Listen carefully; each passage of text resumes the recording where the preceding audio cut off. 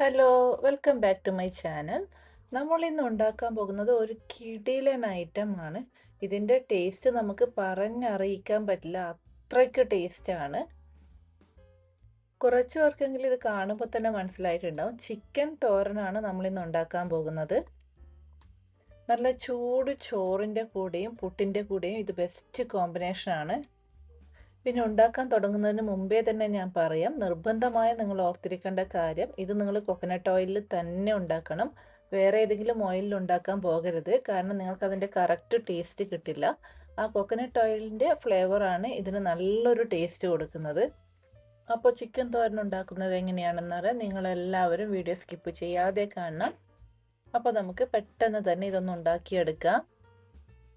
അപ്പോൾ ചിക്കൻ തോരൻ ഉണ്ടാക്കാനായി ആദ്യം തന്നെ ഇതുപോലൊരു പാത്രം അടുപ്പത്ത് വെച്ച് ചൂടാകുമ്പോൾ അതിലേക്ക് 2 ടേബിൾ സ്പൂൺ കൊക്കനട്ട് ഓയിൽ ചേർത്ത് കൊടുക്കുന്നുണ്ട്. ഞാനിന്നിവിടെ പറയാൻ പോകുന്നത് ഏകദേശം ഒരു 1/2 കിലോ ചിക്കന് അനുസരിച്ചിട്ടുള്ള കണക്കാണ്. എണ്ണ ചൂടായി കഴിയുമ്പോൾ ഇതിലേക്ക് ഒരു സവാള നീളത്തിലരിഞ്ഞത് ചേർത്ത് കൊടുക്കുന്നുണ്ട്. അപ്പോൾ സവാള ചേർക്കുന്നതിന് മുന്നേ നിങ്ങൾക്ക് വേണമെങ്കിൽ കടുക് ചേർത്ത് കൊടുക്കാവുന്നതാണ്. എനിക്ക് ചിക്കനിൽ കടുക് ചേർക്കുന്നത് അത്ര ഇഷ്ടമല്ലാത്തതുകൊണ്ട് ഞാനത് ചേർത്ത് കൊടുക്കുന്നില്ല. ഇനി സവാള നമുക്കൊന്ന് വഴറ്റിയെടുക്കാം. ഗോൾഡൻ ബ്രൗൺ കളർ ആകുമൊന്നും വേണ്ട, ഒന്ന് സോഫ്റ്റ് ആകുന്നത് വരെ വഴറ്റിയെടുക്കുകയേ വേണ്ടൂ.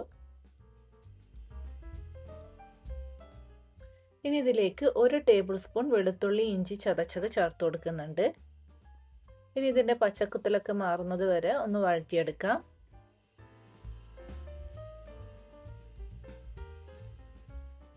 ഈ ഒരു തോരനിൽ നമ്മൾ പച്ചമുളകൊന്നും ചേർത്ത് കൊടുക്കുന്നില്ല, മുളക് പൊടിയാണ് ചേർത്ത് കൊടുക്കുന്നത്.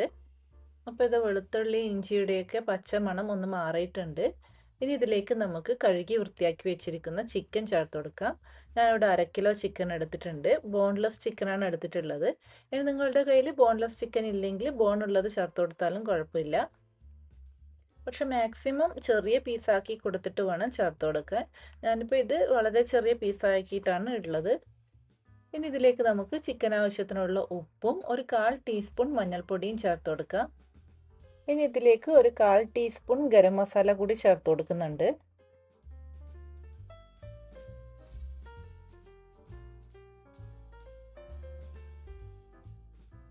ഇനി ഈ ചിക്കൻ നമുക്ക് ഹൈ ഫ്ലെയിമിലിട്ടിട്ട് ഒന്ന് മിക്സ് ചെയ്തെടുക്കണം. ചിക്കൻ്റെ കളറൊക്കെ മാറി ചിക്കൻ ഒരു വൈറ്റ് കളർ ആകാൻ തുടങ്ങും. അതുവരെ നമ്മൾ ഇതുപോലെ മിക്സ് ചെയ്ത് കൊടുക്കണം.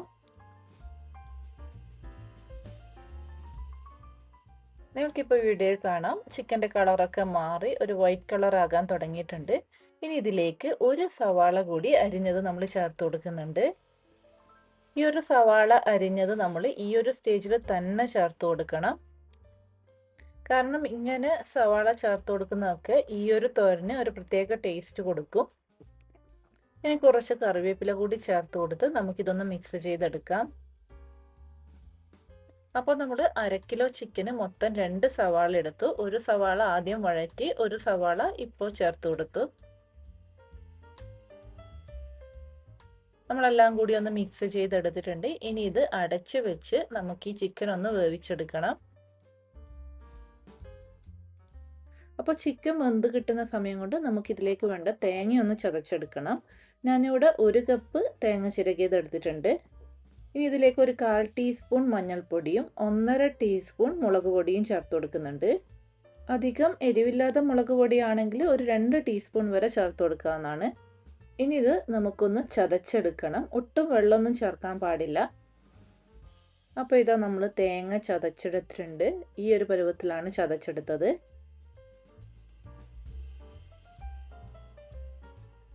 അപ്പോൾ നമ്മുടെ ചിക്കൻ വെന്തിട്ടുണ്ടോ എന്ന് നോക്കാം. അപ്പോൾ ചിക്കൻ അത്യാവശ്യം വെന്തിട്ടുണ്ട്. അതുപോലെ തന്നെ ഒട്ടും വെള്ളമൊന്നുമില്ല. വെള്ളം നമ്മൾ ചേർത്ത് കൊടുത്തിട്ടില്ല, എന്നാലും ചിക്കനിൽ നിന്ന് തന്നെ വെള്ളം വരും. അതും വറ്റിയിട്ടുണ്ട്.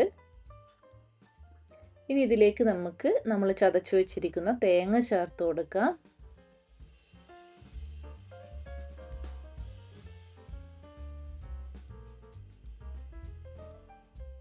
ഇനി ഇത് നമുക്ക് നന്നായിട്ടൊന്ന് മിക്സ് ചെയ്ത് കൊടുക്കാം. ഈ അരപ്പൊക്കെ ചിക്കൻ്റെ എല്ലാ ഭാഗത്തും എത്തുന്ന രീതിയിൽ ഒന്ന് മിക്സ് ചെയ്തെടുക്കണം. ഇനി ഇതിലേക്ക് നമുക്ക് വീണ്ടും ഒരു 1/4 ടീസ്പൂൺ ഗരം മസാലയും കുറച്ച് കറിവേപ്പിലയും ചേർത്ത് കൊടുക്കാം. നമ്മൾ ആദ്യം ഒരു 1/4 ടീസ്പൂൺ ഗരം മസാല ചേർത്ത് കൊടുത്തിരുന്നു. ഈ ഒരു സമയത്ത് നമ്മൾ വീണ്ടും ഗരം മസാല ചേർത്ത് കൊടുക്കുന്നത് ഇതിന് നല്ലൊരു മണവും അതുപോലെ തന്നെ നല്ലൊരു ടേസ്റ്റും കിട്ടും. അതുകൊണ്ട് തന്നെ നിങ്ങളിത് ഉണ്ടാക്കുമ്പോൾ ഇതുപോലെ 2 തവണയായിട്ട് തന്നെ ഗരം മസാല ചേർത്ത് കൊടുക്കണം. നമുക്കിനി ഇത് വീണ്ടും ഒന്ന് മിക്സ് ചെയ്തെടുക്കാം. ഉപ്പ് നോക്കിയപ്പോൾ കുറച്ച് ഉപ്പ് കുറവുണ്ടായിരുന്നു. അതുകൊണ്ട് കുറച്ച് ഉപ്പ് കൂടി ചേർത്ത് കൊടുത്ത് വീണ്ടും ഒന്ന് നന്നായിട്ട് ഇളക്കി കൊടുക്കുന്നുണ്ട്.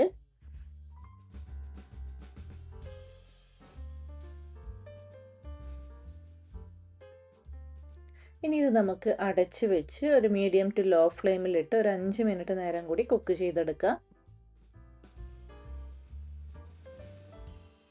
അപ്പോൾ ഇത് 5 മിനിറ്റ് കഴിഞ്ഞു. ഇത് തുറക്കുമ്പോൾ തന്നെ നല്ല മണമുണ്ട്.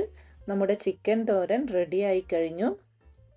ഇത് നമുക്ക് ഉണ്ടാക്കാനും വളരെ ഈസിയാണ്. നമുക്ക് ചിക്കൻ ഗ്രേവിയൊക്കെ ഉണ്ടാക്കുമ്പോൾ ഉള്ളിയും തക്കാളിയും വഴറ്റി കുറേ സമയം എടുക്കും.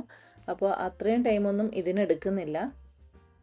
ഈ ഒരു ചിക്കൻ പീസ് ഇതിലെ തേങ്ങാപ്പീരയും കൂട്ടി കഴിക്കുമ്പോൾ അടിപൊളി ടേസ്റ്റാണ്. അതുകൊണ്ട് തന്നെ നിങ്ങൾക്ക് എല്ലാവർക്കും ഇഷ്ടപ്പെടുന്ന കാര്യത്തിൽ ഒരു സംശയവുമില്ല. നമ്മൾ സാധാരണ ഉണ്ടാക്കുന്ന ചിക്കൻ ഗ്രേവിയിൽ നിന്നും ചിക്കൻ കറിയിൽ നിന്നൊക്കെ മാറി ഒരു വേറിട്ട് നിൽക്കുന്ന ടേസ്റ്റാണ് ഈ ഒരു ചിക്കൻ തോരന്. അതുകൊണ്ട് തന്നെ നിങ്ങൾ എല്ലാവരും ഇത് ട്രൈ ചെയ്ത് നോക്കണം. എന്തായാലും നിങ്ങളെല്ലാവരും ഈ ഒരു റെസിപ്പി ഉണ്ടാക്കി നോക്കി അഭിപ്രായങ്ങൾ കമൻറ്റ് ചെയ്ത് അറിയിക്കണം. അതുപോലെ തന്നെ വീഡിയോ ഇഷ്ടപ്പെട്ടാൽ ലൈക്ക് ചെയ്യാനും ഷെയർ ചെയ്യാനും സബ്സ്ക്രൈബ് ചെയ്യാനും മറക്കരുത്. വീണ്ടും പുതിയ റെസിപ്പിയുമായി അടുത്ത വീഡിയോയിൽ കാണാം. അതുവരേക്കും ബൈ ബൈ.